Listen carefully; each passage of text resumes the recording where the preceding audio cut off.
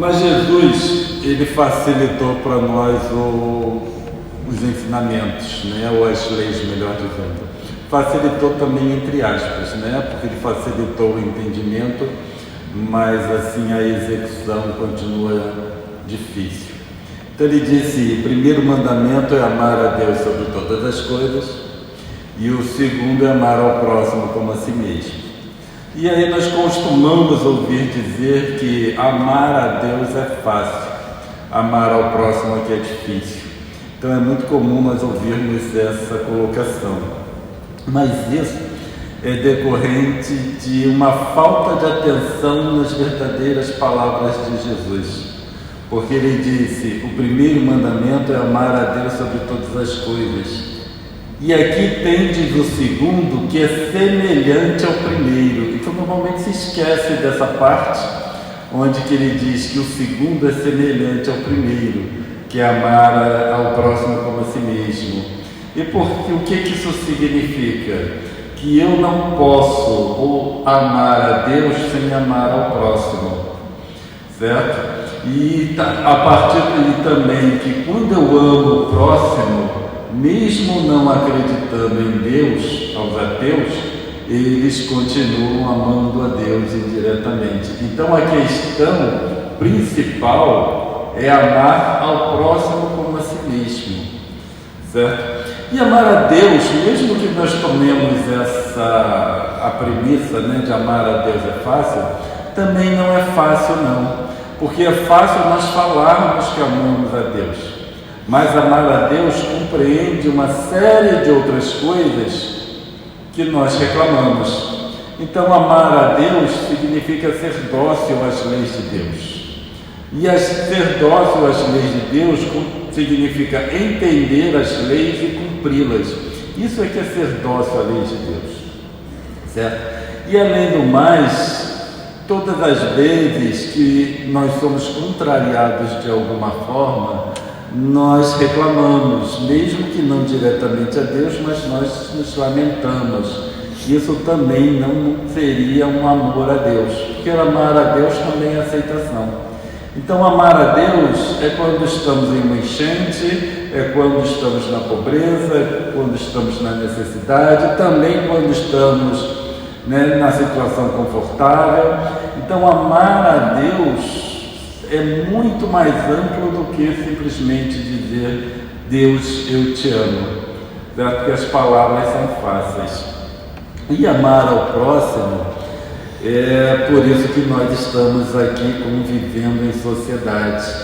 Então esse desenvolvimento do amor ao próximo, que vai nos levar ao amor a Deus, é que nos cabe trabalhar. Então a partir do momento que eu digo que amar ao próximo é difícil, isso significa que meu amor a Deus também está comprometido, certo? Mas isso assim não é uma crítica, porque isso faz parte de um mundo de expiações e provas. Isso faz parte da nossa condição, da condição em que vivemos. Então isso não significa uma crítica que estamos fazendo, mas um esclarecimento para entendermos qual é a nossa situação. Quando nós vemos a necessidade da encarnação, é para que nós consigamos amar ao próximo. Então o filho que nasce, por exemplo, né, em uma família, ele é um espírito. E nós aprendemos a amar um espírito que não sabemos exatamente quem é. Só vamos conhecer aquela expressão na matéria. Então quando nós pensamos nessa vida em sociedade, quando nós pensamos em família, nós estamos pensando que precisamos amar ao próximo, certo? Então um espírito é conduzido a um seio familiar para que ali essa família aprenda a amar o próximo. Só que como nós somos ainda muito egoístas, nós amamos os nossos, certo? Não amamos o próximo, nós amamos o nosso, porque tomamos aquilo como nosso. Então, esse egoísmo nos inibe ampliar esse amor ao próximo. Por isso que nós aceitamos facilmente as malcriações dos nossos filhos, mas criticamos a malcriação dos filhos alheios. Então, hoje em dia, inclusive, tem uma permissividade que está dificultando muito, né, o crescimento do espírito, crescimento, né, como maturidade durante uma encarnação, porque hoje em dia essa permissividade está deixando de inibir comportamentos inadequados que o espírito traz consigo e que a encarnação serviria para uma contenção, para um aprendizado mais profundo. E aí nós temos a questão 649, que a nossa companheira já leu, mas gostaríamos de repetir, que é: em que consiste a adoração? E aí os Espíritos responderam: na elevação do pensamento a Deus. Deste, pela adoração, aproxima o homem em sua alma. Então, quando nós vemos que a adoração, né, e aí nós precisamos também entender o que é essa adoração. A adoração é uma terminologia muito comum, mas para nós já vamos interpretar a adoração como essa conversa com Deus. Por isso que é na elevação do pensamento.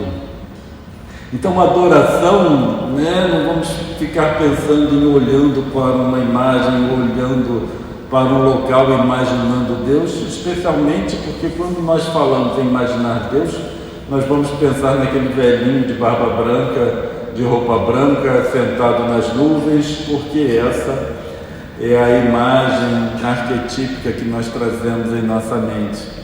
Então, essa adoração a Deus também conduz a uma abstração de um ser supremo.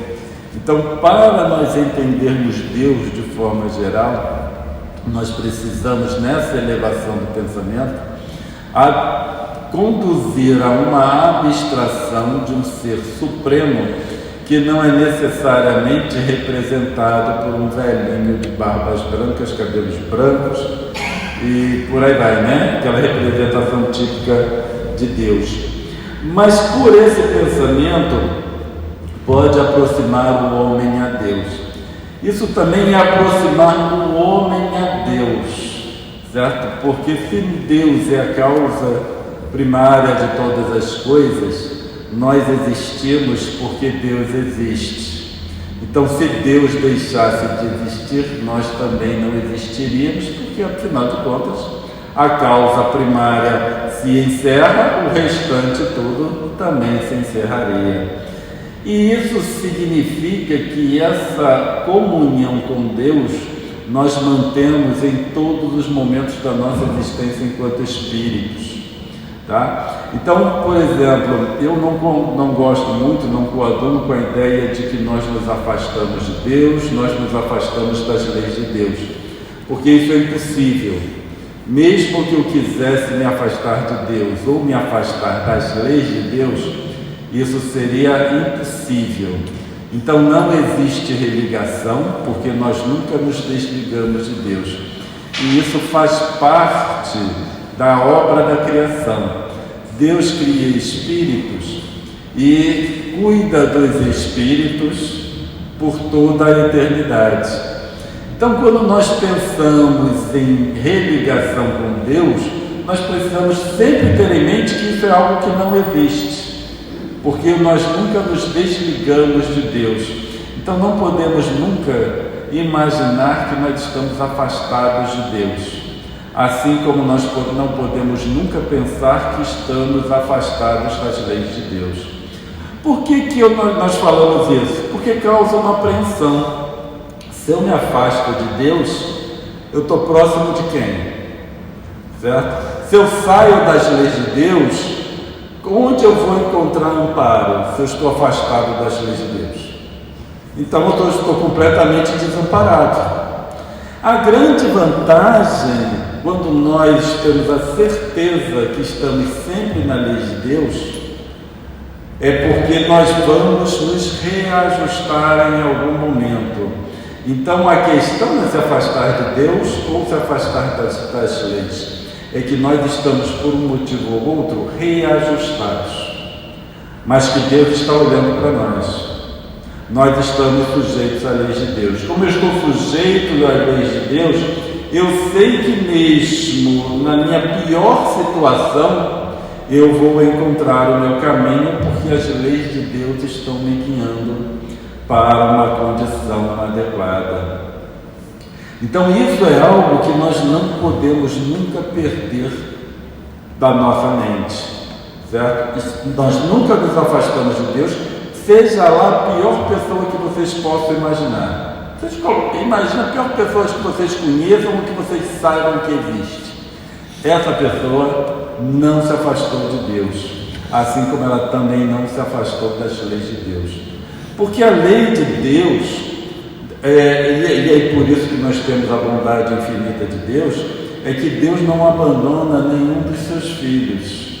Por pior que ele esteja fazendo, aquilo é uma questão temporária, certo? Então por isso ele não abandona. E é essa lei que vai reajustá-lo.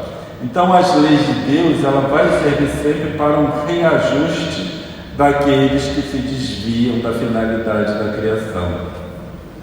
E isso precisamos ter em mente. Aí o que isso significa? Se eu estou sempre ligado a Deus, certo?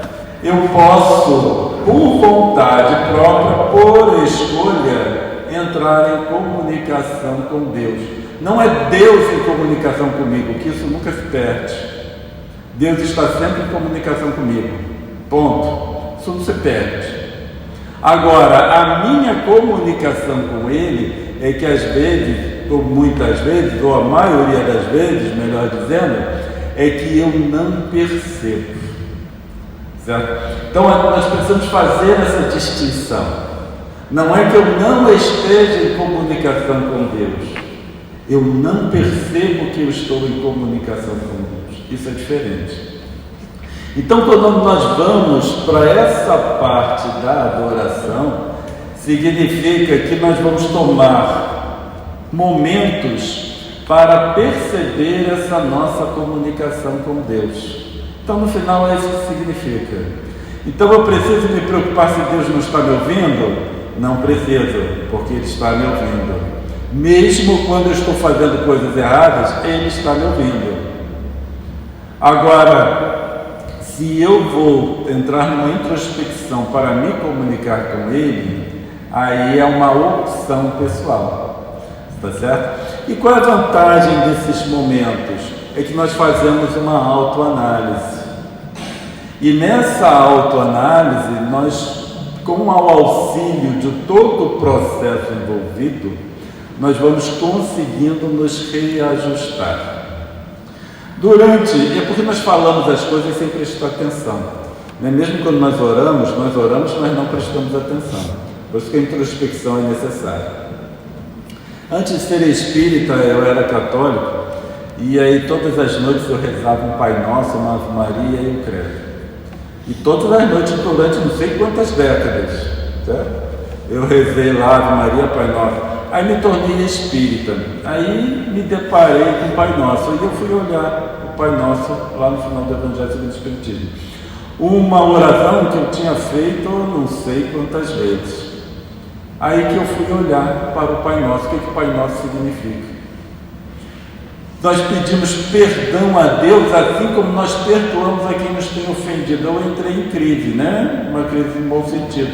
Eu falei isso tantas vezes e nunca me dei conta que eu peço perdão a Ele o quanto eu perdoei ao próximo, né? Então isso não faz o menor sentido, porque quando a gente não presta atenção, nós vivemos a vida sem prestar atenção e nós não vamos perdoando o próximo. E eu, na verdade, eu estava pedindo para Deus não me perdoar. O absurdo que chega quando nós entramos em uma conversa com Deus e não prestamos atenção no que nós estamos falando.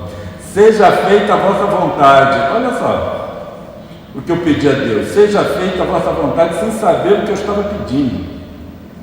Depois disso eu fiquei um bom tempo sem fazer a oração do Pai Nosso, até eu entrar, assim, numa harmonia comigo mesmo e por saber o que eu estava falando, mesmo sem eu fazer o que eu estava pedindo.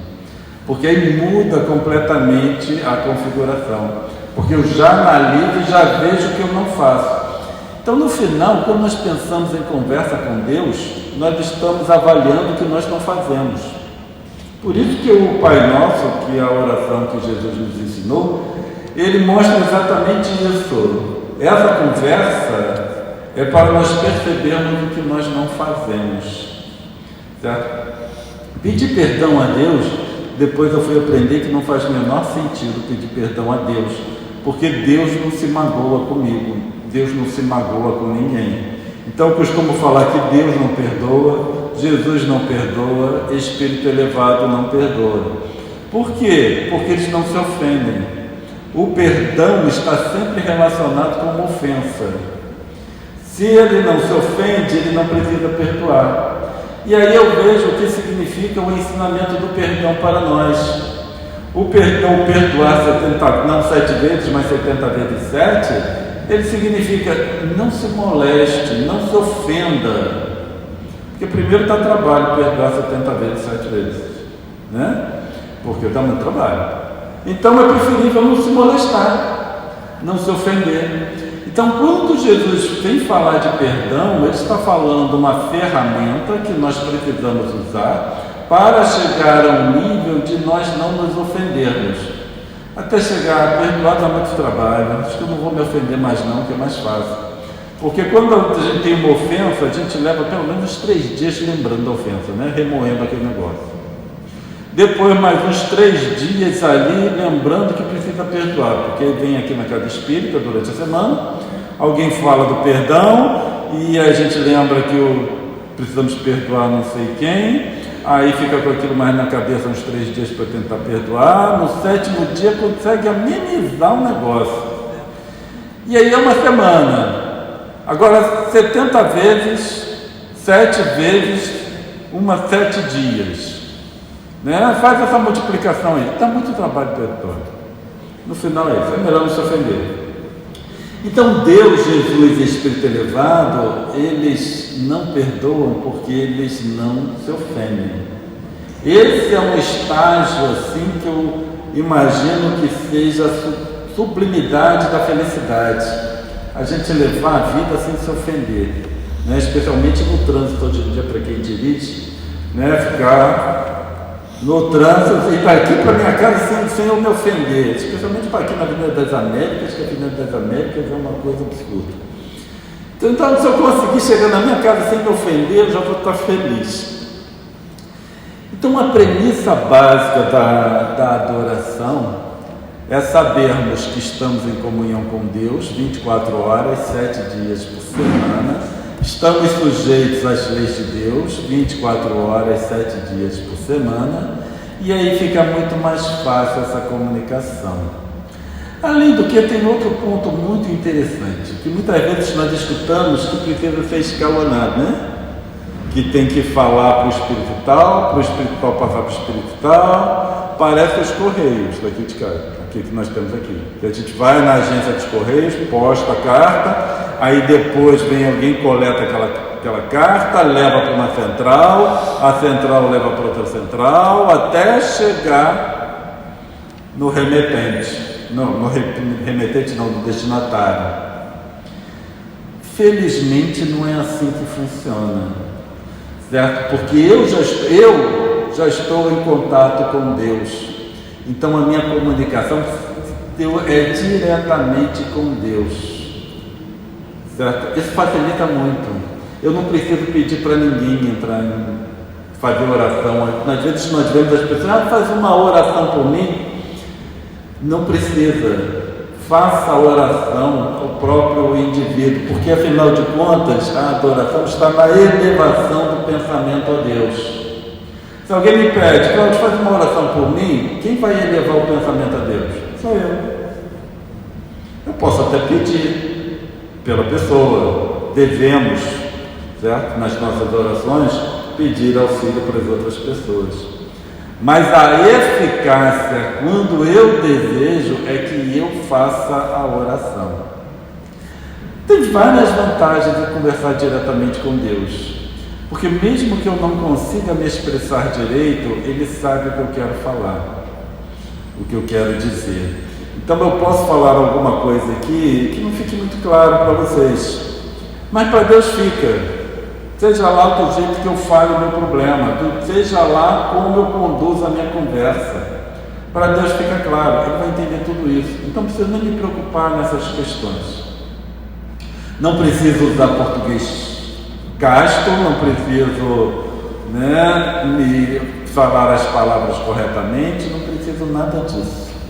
Simplesmente entrar nessa comunhão com Deus, certo?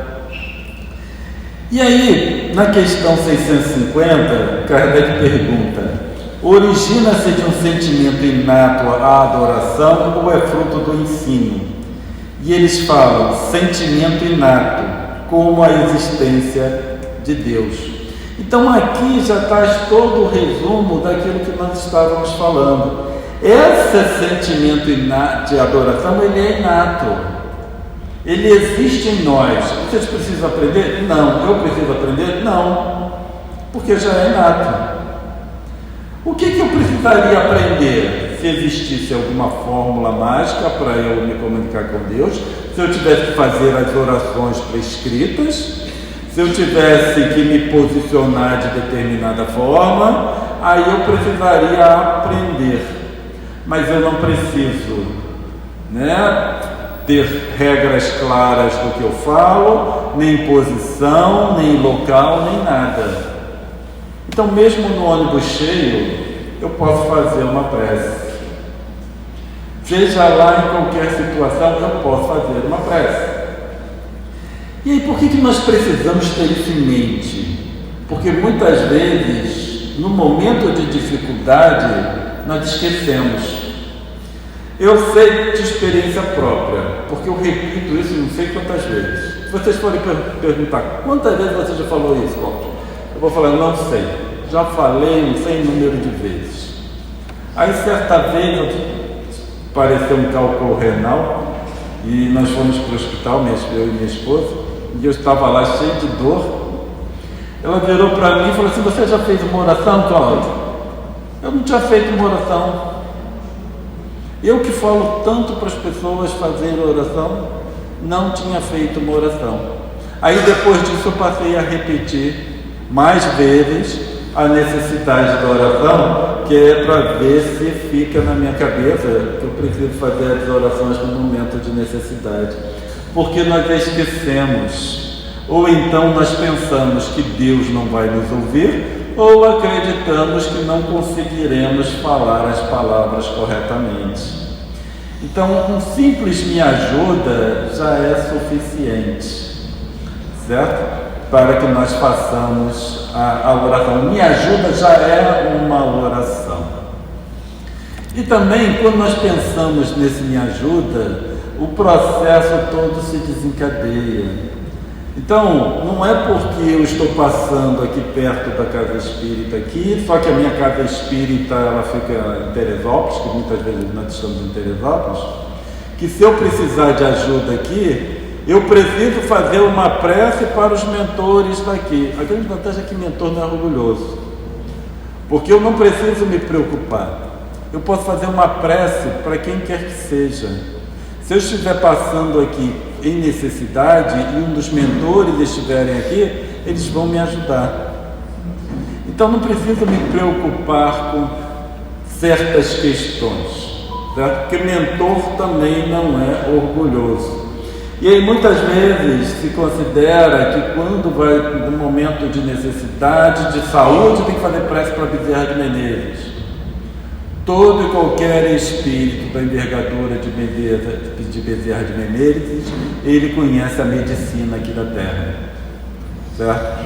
Porque quando nós falamos de espírito elevado tem um conhecimento amplo. Então nós podemos inclusive ter essa tranquilidade. Será que a Bezerra de Menezes é um espírito elevado que vem nos socorrer? Então só isso já facilita muito a nossa relação com o plano espiritual. Então o que nós estamos buscando aqui é uma facilidade com o plano espiritual. Nós vamos tirando todas as preocupações, porque esse pessoal, espírito elevado, eles não são orgulhosos. Eu tenho que chamar a Bezerra de Menezes, porque senão... Não, qualquer espírito da envergadura de Bezerra de Menezes conhece a medicina aqui da Terra. E aí ele vai nos ajudar, certo? Então esse processo todo de comunicação com a espiritualidade, ele é muito mais fácil do que nós imaginamos. Nós não precisamos estar num templo, nós não precisamos estar em silêncio, nós não precisamos estar no local adequado, na nossa concepção, não precisamos de nada, apenas a elevação do pensamento, né? Então o que nós queremos ressaltar aqui no estudo, se nós sairmos daqui tendo em mente que para entrar em comunhão com a espiritualidade maior, com Deus, simplesmente a elevação do pensamento, sem nenhuma outra necessidade específica. E aí na 652, Kardec pergunta: poder-se-á considerar a lei natural como fonte originária da da adoração? E eles responderam: a adoração está na lei natural, pois resulta de um sentimento inato do homem. Então, novamente, eles vêm ressaltar para nós que esse processo de comunicação com Deus é algo natural e está na lei natural, certo? Como nós falamos de início, nós não nos afastamos da lei. Tem lei para tudo. Aqui, como tem lei do Código Civil, do Código Penal, tem lei de trânsito, tem lei, né? Cada situação, o indivíduo cai em um aspecto da lei, mas é a lei brasileira, é uma só, a lei brasileira, mas com vários aspectos. As leis de Deus também é uma só, com vários aspectos. Mesmo quando o indivíduo está fazendo errado, ele está na lei correspondente à lei do equívoco. O indivíduo está equivocado, o espírito está equivocado. Então ele está ali naquela abrangência da lei de Deus, em que o espírito está se comportando de uma forma inadequada. Então ele não sai da lei, a lei simplesmente vai reconduzi-lo à finalidade da criação. Assim como essa adoração a Deus faz parte da lei natural. Se faz parte da lei natural, ele está onde? Ele está em nós. Então eu, vocês, todos nós temos condições de entrar em comunhão com Deus de uma forma consciente, analisando o processo e sabendo que estamos em comunhão com Deus. Aí depois, esse item, né, todo isso que nós abordamos, foi o objetivo da adoração. Mas também nos cabe falar sobre a adoração exterior. A adoração exterior também é algo muito interessante, porque isso nos causa certo conflito também, certo? E esse conflito é natural, certo? Porque nós vínhamos vou falar de uma forma mais abrangente, nós vimos lá numa questão das imagens, etc., né, a história da humanidade. Depois veio um movimento em que parte aboliu essa questão de imagens, etc. E isso gera um conflito na mentalidade humana. Isso é natural a partir do momento que existem essas dissensões ou essa diversidade.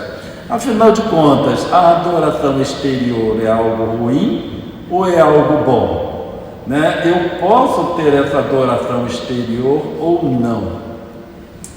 Como nós falamos do perdão, o perdão é uma ferramenta. Qual é o objetivo? O objetivo é eu não me ofender. Mas eu me ofendo. Né? Eu me ofendo. Então eu tenho uma ferramenta. Qual é a ferramenta? É o perdão, para corrigir o que eu estou fazendo equivocadamente. Certo? Então, o perdão é isso. É uma ferramenta que está contemplada nas leis de Deus para reconduzir o indivíduo à finalidade da criação, que é a não ofensa. A nossa mente, ela é muito conturbada. Nossa mente é muito perturbada. Certo? Isso faz parte de espíritos de mundo de expiações e provas. Então, se eu falar para vocês agora, pedir a vocês que por 30 segundos vocês não pensarem em macaco. Não pensem em macaco, pensem em qualquer outra coisa. Se vocês já tem gente rindo. Se vocês pararem para pensar, o macaco vai ficar na cabeça de vocês, porque eu não posso pensar em macaco. No final é isso.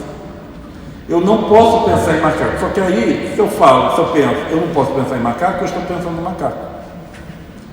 E a mesma coisa não fazer o mal. Se eu falo para vocês, não pode fazer o mal, aí vocês vão ficar na cabeça o quê? O mal, né? Eu não posso fazer o mal, não posso fazer o mal. Ao invés disso, nós trocamos. Eu devo fazer o bem. Se eu penso, eu devo fazer o bem, na minha mente está o quê? O bem. Mesmo eu fazendo mal de vez em quando. Mas aí esse mal de vez em quando vai ser decorrente da natureza ainda, mas na minha cabeça já está um movimento de fazer o bem. Então, nós precisamos muitas vezes trocar o foco. Ao invés de não me ofender, eu preciso pensar, em vez do perdão, eu preciso pensar em não me ofender. Eu preciso perdoar o fulano. Não, eu não vou me ofender com o fulano. E isso vale para tudo, certo? Ao invés de pensarmos em não fazer o mal. E a adoração exterior, ela serve para focar a mente. É um ponto em que visualmente, por exemplo, nós focamos a nossa mente. Visualmente ou até mentalmente. Qual a necessidade que nós pensamos que temos de estar no local apropriado para fazer as nossas orações? É porque quando nós entramos, por exemplo, aqui na casa espírita, aí na nossa mente nós já estamos num lugar propício para aquilo. Então é um ponto focal que ocorre na nossa mente, certo? A casa espírita é um ponto exterior. A casa espírita não sou eu, é exterior a mim, mas eu uso como ponto focal.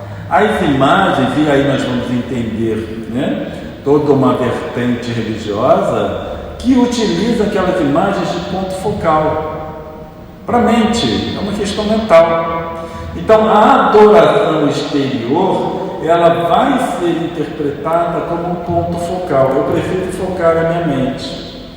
Então nós espíritas temos as nossas adorações exteriores? Temos, a partir do momento que nós achamos eu preciso ir na casa espírita para orar.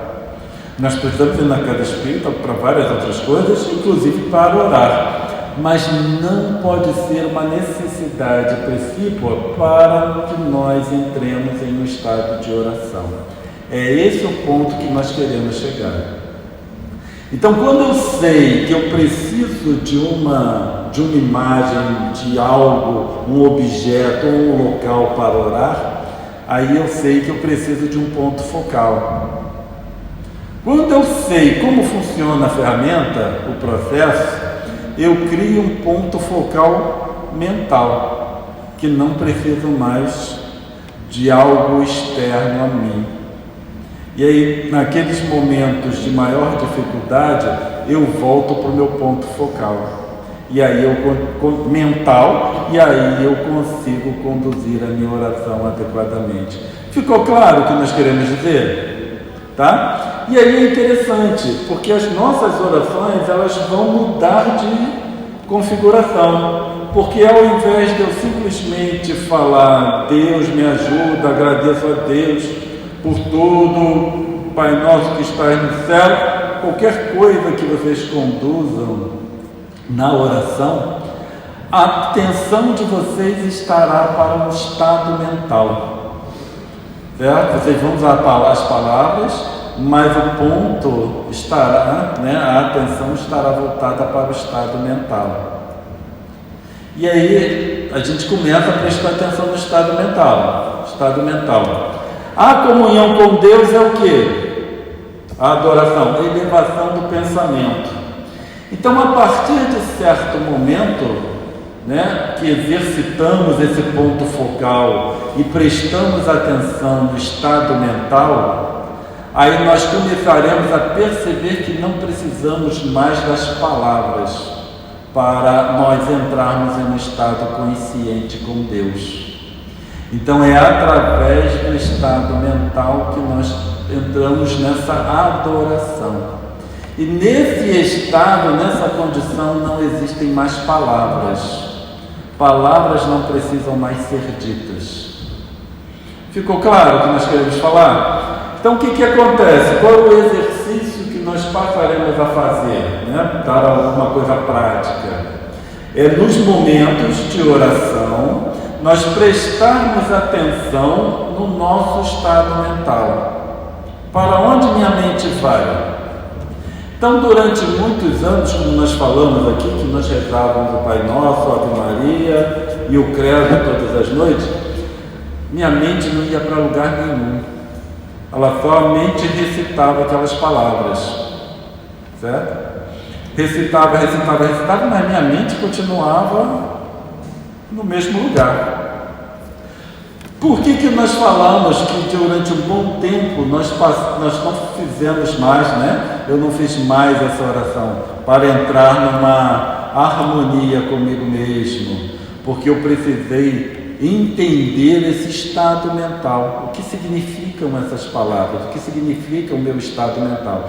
Quando eu analiso as palavras, aí eu consigo perceber minha condição mental, para onde ela vai. E a oração, a adoração está na elevação do pensamento, não estão nas palavras. Então vamos fazendo esse exercício. Para onde minha mente vai? Para onde minha mente vai? Qual é o estado mental quando eu entro nessa comunhão com Deus? E aí então no ônibus cheio, no barulho, na balbúrdia, seja lá onde eu estiver, eu não preciso mais me concentrar em palavras. Simplesmente eu preciso da elevação mental. Eu levo minha mente para aquele estado. E aí isso é imediato. Porque quando nós vamos fazer a nossa oração, aí eu preciso primeiro sentar, aí preciso refletir um pouco, minha mente precisa se tranquilizar, e aí eu começo a elaborar as palavras, né? Olha o tempo que isso gasta. Vocês já prestaram atenção no tempo que gasta isso? Quando você percebe o estado mental, a elevação ela é praticamente imediata. É o tempo de se perceber e aí fazer a elevação mental. É elevar a mente para aquele estado, um estado de comunhão profunda com a espiritualidade maior. Isso é uma questão de exercício, tá? Isso não é privilégio de ninguém. Não é porque é um sacerdote, não é porque é divulgador espírita, não é porque é diretor de casa espírita, não é porque serve cantinha. Isso é inato a todos nós. Então não é privilégio de ninguém. Então quando eu aprendo isso, eu faço por conta própria, certo? Não fico mais naquela dependência. Eu já vi muitas vezes as pessoas falando, não, eu estava me sentindo mal, esperei 3 dias para ir lá na palestra da Casa Espírita para tomar o passe. O indivíduo leva 3, 4 dias para tomar um passe na Casa Espírita, porque tem que ir na Casa Espírita para tomar um passe. Certo? O passe nós fazemos em casa. Não precisa de ninguém ficar dando passe. É claro que eu não estou tirando o mérito do passe da Casa Espírita não, tá? Mas o que eu estou querendo dizer é, não vamos ficar esperando 3, 4 dias para tomar o passe. Na onde estiver, faz a elevação do pensamento, entre em comunhão com a espiritualidade maior, que o efeito é significativo. Está certo? E aí nós podemos seguir à frente. Tanto que na questão 653A, Kardec tinha uma capacidade de entendimento muito profunda, né? Porque eu sempre falo isso, que para mim hoje é relativamente fácil, porque eu tenho toda a codificação. Então eu vejo a codificação, estudo e falo. Kardec não tinha codificação. Kardec não tinha codificação, olha só. E ele então precisou de todo aquele trabalho para entender sem ter a codificação. Na questão 653A, ele pergunta: seria útil a adoração exterior? E os espíritos respondem que sim. Por isso que nós falamos que a adoração exterior ela não é ruim. Ela é o ponto focal. Tanto que eles falam, sim, se não consistir em vão simulacro. Certo? Se eu acredito que essas flores, elas têm um poder mágico e eu vou adorar aqui, né, através dessas flores, acreditando que as flores farão alguma coisa por mim, isso é um simulacro. Eu estou focando a responsabilidade numa flor, em uma imagem, em um talismã, ou seja, onde for. Mas quando eu sei que eu estou utilizando aquilo como ponto focal, aí então ela tem uma utilidade sim. Então não vamos menosprezar essa adoração exterior, esses objetos, esses pontos focais, porque isso tudo é ponto focal para a mente. Então, a partir do momento, eu sei que às vezes no movimento no meio espírita, né, se trata assim essas questões assim com um pouco de desdém, né? Nossos irmãos que não necessitam de imagens, mas todos nós necessitamos de imagens, né? Então eu não preciso necessitar de uma imagem de um santo particular, mas às vezes eu preciso olhar para o oceano, ou vir para a casa espírita, olhar para uma montanha, olhar para uma árvore. Isso tudo são pontos focais que eu vou escolher o que melhor funciona para mim. Se para mim é uma imagem, que seja. Porque de repente aquela pessoa que está olhando para uma imagem, ela está conseguindo entrar em uma comunhão com Deus muito melhor do que eu. Porque sabe utilizar o ponto focal. É isso que vamos ter em mente, ponto focal. Eu preciso de um ponto focal. Qual que eu vou utilizar? Eu posso muito bem utilizar um ponto focal externo para começar, sabendo que é uma ferramenta para eu chegar a um ponto focal mental. Quais são as utilidades? Tem muita utilidade. Primeiro, como nós já falamos, nós não dependemos do local que nós estamos, nem da situação em que nós estamos. E outra utilidade é na desencarnação. Certo? Para onde eu vou quando eu desencarnar? Vai ter imagem? Vai ter casa espírita? Para onde eu vou? Sei. Vai ter montanha? Vai ter oceano? Para eu focar minha mente? Não sei. Mas a minha mente estará comigo. E se eu exercitei esse ponto focal mental, isso eu levo para qualquer lugar que eu estiver. Por isso que eles falam sempre que nós não levamos nada na desencarnação. Nem ponto focal externo nós levamos conosco, mas o ponto focal mental eu levo. Então, quando desencarnar, eu não sei qual é o estado que eu estarei, mas pelo menos se eu lembrar, isso é importante, se eu lembrar ou quando eu lembrar, aí eu posso utilizar meu ponto focal para entrar em contato com a espiritualidade maior. Certo? E aí eles continuam. É sempre bom dar um exemplo, mas os que somente por afetação e amor próprio o fazem, desmentindo com proceder e aparente piedade, mau exemplo dão e não imaginam o mal que causam. Então, nessa adoração exterior, que é onde eles falam da importância, mas não pode ser um simulacro, porque acaba dando um mau exemplo para as pessoas. Por quê? Porque começa a atribuir um poder mágico em determinado objeto, em determinado local. E nós ficamos muito vulneráveis. Certo? Nós vemos pessoas muito vulneráveis nessa situação. Porque às vezes se acredita que em determinado local ou em determinada pessoa nós encontramos, né, a salvação. E aí nós podemos entrar em situações desagradáveis. Especialmente quando vemos alguns médiuns se colocando como salvadores da pátria e aí fazendo, né, coisas que parecem milagres, e aí nós temos uma romaria para determinado local buscando a salvação. aí acontecem casos como há alguns anos nós tivemos a Badiana de Goiás, certo? Então não existem esses processos, isso nós precisamos ter em mente, não existem esses processos. Toda e qualquer cura que Jesus produziu, entre aspas, ele disse, tua fé te curou. Todas elas, eu não vi nem, pelo menos eu não tenho nenhum relato que Jesus fala, não, eu te curei. É tua fé te curou. Agora, Jesus serviu de catalisador. O que é que Jesus serviu de catalisador? Jesus foi o objeto, entre aspas, de adoração exterior.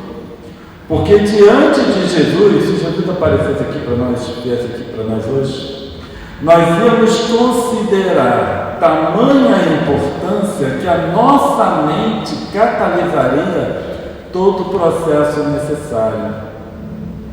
Mas tanto que ele não curou a todos, né? Ele não curou o mundo, ele fez várias curas, mas sempre a tua fé te curou.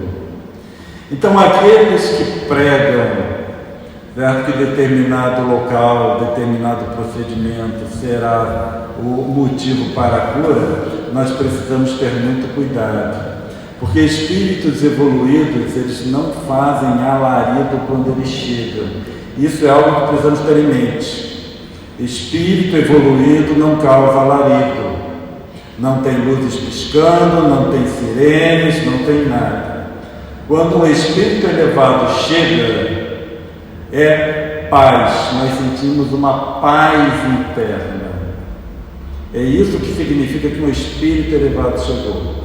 Assim como nós falamos que, né, todo e qualquer espírito do nível de Bezerra de Menezes entende da medicina da Terra, também não vamos pensar que em determinado local que tem um médium que incorpora determinado espírito, que é um médico, que ali, porque aquele espírito é um médico, foi um médico, ali nós encontraremos a salvação, a cura, alguma coisa do tipo, tá? Que às vezes ele mexe, nós encontramos alguém falando desses processos de cura, que é tudo no escuro, que tem luz piscando, e que o espírito faz isso, o espírito faz aquilo.